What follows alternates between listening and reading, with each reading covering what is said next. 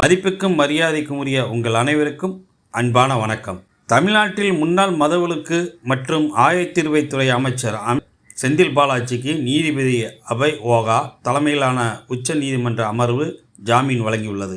உச்ச நீதிமன்றத்தின் ஜாமீன் உத்தரவு நகல் சென்னை முதன்மை அமர்வு நீதிமன்றத்தில் தாக்கல் செய்யப்பட்டது. இதையடுத்து மாலை 7:30 மணி அளவில் புழல் சிறையிலிருந்து செந்தில் பாலாஜி வெளியே வந்தார். திமுக மூத்த நிர்வாகிகள், தொண்டர்கள் ஆகியோர் அவருக்கு மாலை அணிவித்து வரவேற்பளித்தனர். சிறையிலிருந்து வெளியே வந்த பின் செய்தியாளர்களிடம் பேசிய செந்தில் பாலாஜி, என் மீது நம்பிக்கை வைத்த தமிழ்நாடு முதல்வருக்கு என் வாழ்நாள் நன்றியை தெரிவிக்கிறேன். அமைச்சர் உதயநிதிக்கும் நன்றி. என் மீது தொடரப்பட்ட வழக்கு பொய் வழக்கு, அரசியல் காழ்ப்புணர்ச்சியுடன் தொடரப்பட்டது. இந்த வழக்கை சட்ட ரீதியாக நீதிமன்றத்தில் வெற்றி பெற்று நிரபராதி என்று நிரூபிப்பேன் என தெரிவித்தார். உச்ச நீதிமன்றம் அவருக்கு ஜாமீன் வழங்கிய போது பல நிபந்தனைகளை விதித்திருக்கிறது. சிலவற்றை நாம் பார்ப்போம். ரூபாய் 25 லட்சத்துக்கு 2 நபர் உத்தரவாதம் வழங்கப்பட வேண்டும். வழக்கின் சாட்சிகள் மற்றும் பாதிக்கப்பட்டவர்களிடம் தொடர்பு கொள்ளவோ, அவர்களிடம் பேசவோ, நேரடியாக அல்லது மறைமுகமாகவோ முயலக்கூடாது.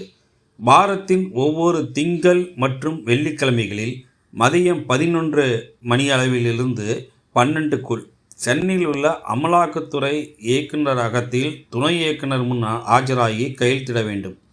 மேலும் மாதத்தின் முதல் சனிக்கிழமையில் 3 குற்ற வழக்குகளின் விசாரணை அதிகாரிகள் முன்பாக ஆஜராக வேண்டும். பாஸ்போர்ட்டை ஒப்படைக்க வேண்டும். நீதிமன்ற விசாரணைகளுக்கு ஆஜராக வேண்டும். சிறு காரணங்களுக்காக வழக்கை ஒத்திவைக்குமாறு கூறக்கூடாது. விரோத பணி பரிமாற்ற வழக்கில் செந்தில் பாலாஜி கைது செய்யப்பட்டிருந்தார். நீண்ட காலமாக ஜாமீன் வழங்கப்படாமல் அவர் சிறையில் இருப்பதால் மனித உரிமைகளை கருத்தில் கொண்டு அவர் விடுவிக்கப்பட்டிருப்பதாக செந்தில் பாலாஜியின் வழக்கறிஞர் முன்னதாக தெரிவித்தார்.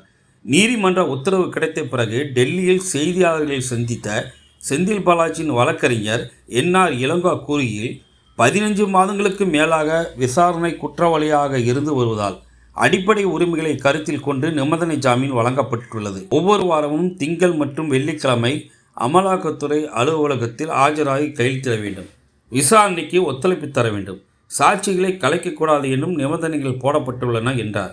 மேலும் அவர் அமைச்சராக பொறுப்பேற்பதற்கு சட்ட ரீதியாக தடை ஏதும் இல்லை என்றும் குறிப்பிட்டார். உச்சநீதிமன்றம் சமீப காலமாகவே ஒன்றிய அரசால் தொடுக்கப்பட்ட அமலாக்கத்துறை வழக்குகளில் பலரை சிறையில் வைத்து ஜாமீன் வழங்காமல் இருக்க வேண்டும் என்று கூறுவதை அடக்குமுறை சட்டமாக பார்க்கிறது என்று அரவிந்த் கெஜ்ரிவால், மணீஷ் சிசோடியா ஆகியோரின் வழக்குகளை குறிப்பிட்டு பேசினார். உச்ச நீதிமன்றம் தனது தீர்ப்பில் குறிப்பிட்ட சில விஷயங்களை பார்ப்போம். 1. பண மோசடி தடுப்பு சட்டத்தின் PMLA பிரிவு 45(1) போன்ற ஜாமீன் வழங்குவது தொடர்பான கடுமையான விதிகள் குற்றம் சாட்டப்பட்டவர்களை நீண்ட காலத்துக்கு விசாரணையின்றி சிறையில் அடைப்பதற்கு பயன்படும் கருவியாக மாற முடியாதுன்னு தீர்ப்பில் குறிப்பிடப்பட்டுள்ளது. 2. முதன்மை வழக்கில் CC Nons 22 and 24 of 2021 சுமார் 2000 பேர் குற்றம் சாட்டப்பட்டுள்ளனர். 550 பேர் அரசு தரப்பு சாட்சிகள் என மேற்கோள் காட்டப்பட்டுள்ளனர். எனவே சிறந்த சூழ்நிலைகளில் கூட 3 முதல் 4 ஆண்டுகளுக்குள் நியாயமான காலத்துக்குள் விசாரணை முடிவடையும் சாத்தியம் முற்றிலும் நிராகரிக்கப்படுவதாக தோன்றுவதாக நீதிபதிகள் தெரிவித்துள்ளனர். 3. பண மோசடி தடுப்பு சட்டத்தின் கீழ் வரும் குற்றத்துக்காக மனுதாரர் 15 மாதங்கள் அல்லது அதற்கு மேலாக சிறையில் இருந்துள்ளார். வழக்கின் சூழ்நிலையை பொறுத்தவரை விசாரணை 3 அல்லது 4 ஆண்டுகளில் முடிவடையும் என்பது சாத்தியமில்லை.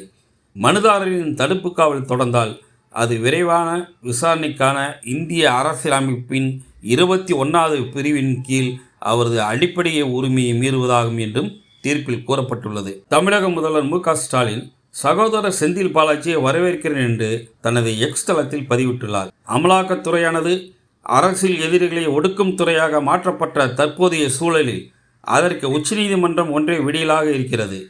எமர்ஜென்சி காலத்தில் கூட இவ்வளவு நாட்கள் சிறை வாழ்க்கை கிடையாது. அரசியல் சதி செயல்கள் 15 மாதங்கள் தொடர்ந்தன.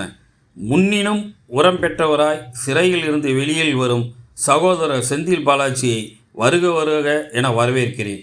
உன் தியாகம் பெரிது, உறுதி அதனிலும் பெரிது என்று அந்த பதிவில் தெரிவித்துள்ளார்.